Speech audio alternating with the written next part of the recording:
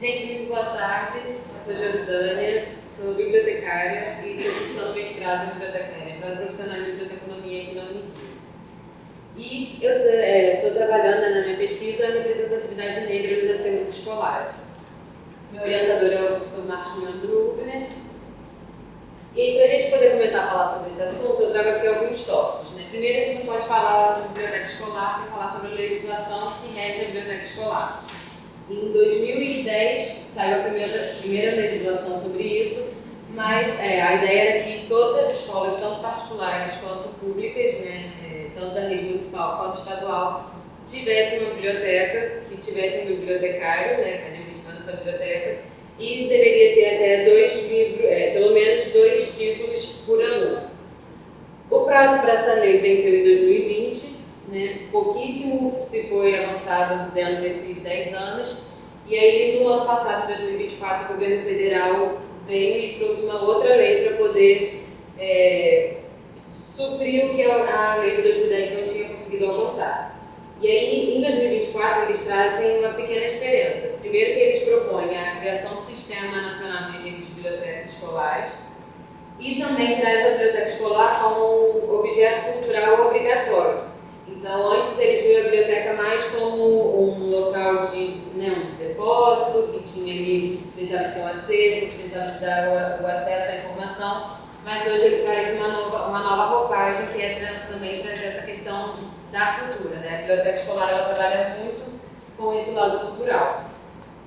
Depois disso, a gente tem a questão do termo de bibliodiversidade, que é um termo que foi cunhado no Chile pela Aliança Internacional dos Editores Independentes, lá em 2014, e aí Seron e Souza também abordam isso nas dissertações delas. E esse termo ele fala sobre o quê?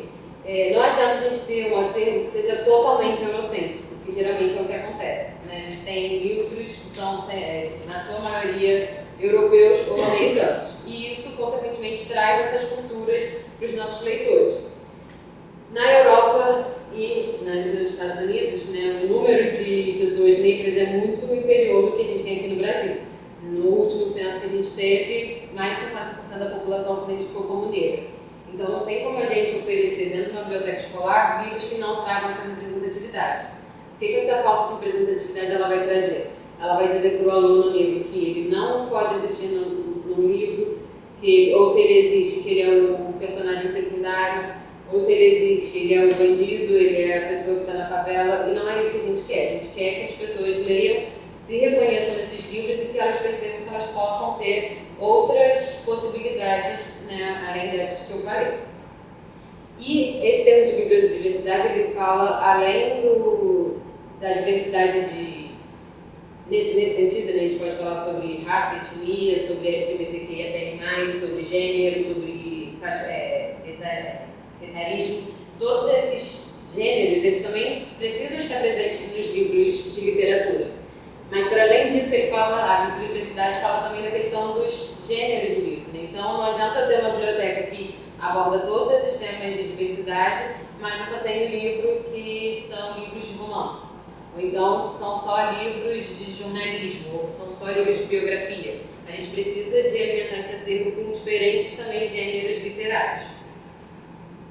Depois disso, a gente tem a Lei 10.639, que é de 2003, já tem mais de 20 anos que essa lei foi funcionada, mas infelizmente a gente ainda não vê essa lei sendo colocada em prática dentro das escolas.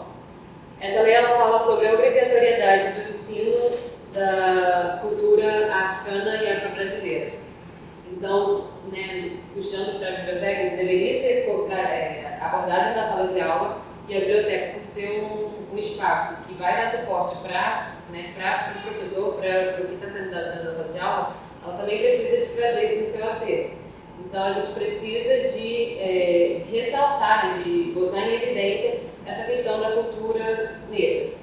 E, infelizmente, a gente ainda não conseguiu atingir uma coisa que seja de fato relevante. E nessa pesquisa, a gente tem como uma pergunta norteadora se os bibliotecários estão preparados para poder desenvolver esses acervos que sejam mais diversos, que atendam essas necessidades informacionais. Não sei se alguém aqui é da área de Bíblia ou não? Mais alguém? A gente tem um currículo que ele dialogar, ele ensina a gente a representar, ele ensina a gente a buscar na base de dados, mas ele não traz essa parte social que a gente precisa de ter, né? Principalmente quando a gente está trabalhando numa biblioteca escolar ou numa biblioteca pública. A gente precisa de ter esse olhar do social. O que eu vou estar oferecendo para as pessoas para que elas possam se desenvolver intelectualmente, profissionalmente e academicamente.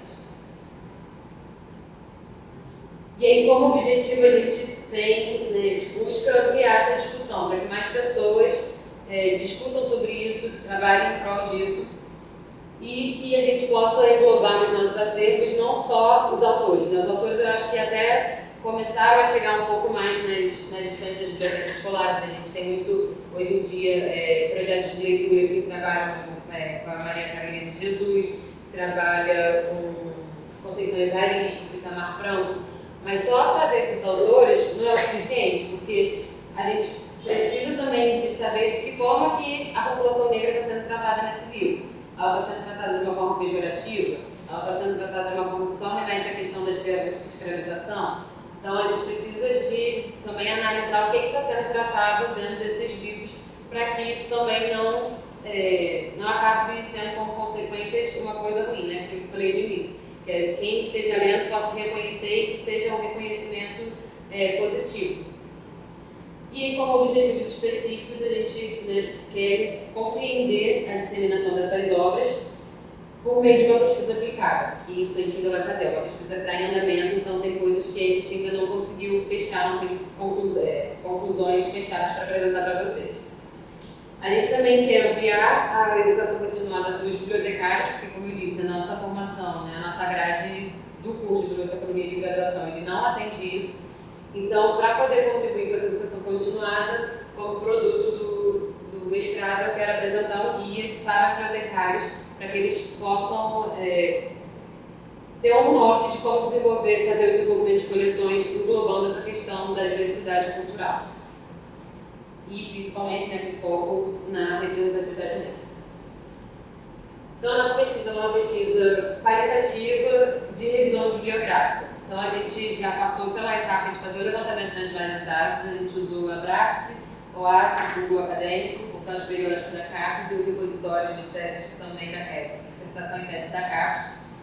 E utilizamos o recorte temporal de 2019 até 2025. Então, a Brapse, né, é o nosso repositório de biblioteconomia, mas a gente entende que muitos bibliotecários fazem mestrado em uma outra área, geralmente na área de educação. Então, para a gente não perder muito conteúdo, a gente abrangeu entre essas outras bases de dados também para poder conseguir recuperar mais documentos para a gente poder analisar. E a gente está nesse momento de análise desses documentos. E até esse momento, né, assim, não é muito uma surpresa, mas a gente precisa, né, de evidenciar isso, a gente reconhece que existe sim uma baixa representatividade negra nos acervos e traz como reflexo tanto a questão do mercado editorial, né, porque eles que determinam o que vai ser publicado ou não, o que vai estar no Hyper ou não, mas também traz a questão da formação dos bibliotecários. E, além disso, a ausência dessas obras, elas trazem, de certa forma, afeta a identidade desses usuários, né? Eu posso falar como experiência própria. Eu leio desde muito cedo, sei lá, uns 10, 11 anos, e eu sempre li muita literatura europeia, muita literatura americana. E meu sonho de adolescência era morar em Londres, era ter cabelo liso, era ter um dia chuvoso e ficar feliz quando o sol vinha. Por quê? Porque eu só lia sobre essas coisas. Então, para mim, aquilo era o ideal, aquilo era o que me chamava atenção. E aí, depois de muitos anos, né, me reconheci como uma pessoa negra e hoje em dia eu tento trabalhar para que os alunos que eu tenho lá no meu trabalho, que eles não passem por esse mesmo processo, porque é uma coisa muito dolorosa você imaginar, idealizar uma coisa que você sabe que você nunca vai alcançar.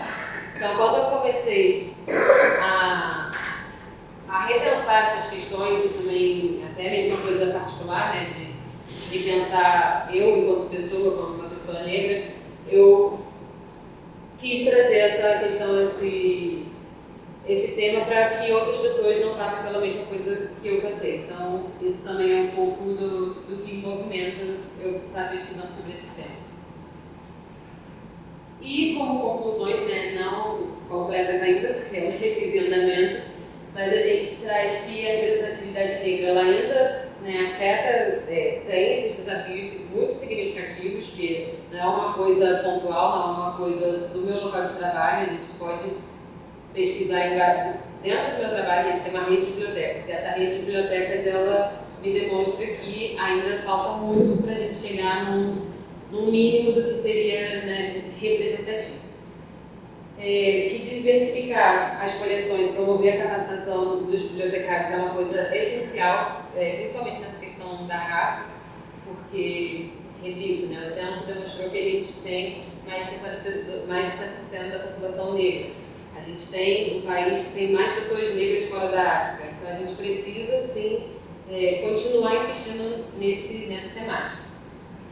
E a gente sugere que, depois dessa avaliação, né, depois desse levantamento bibliográfico, dessa análise desses documentos, a gente propõe uma análise empírica. Então, a gente quer fazer uma pesquisa em campo para poder ver se o que a gente está analisando na literatura conversa com o que a gente vê na prática. E aí, depois disso, criar esse guia, que vai ser como um manual para os bibliotecários poderem ter uma orientação para poder desenvolver esses acervos de forma mais representativa. E é isso, eu quis trazer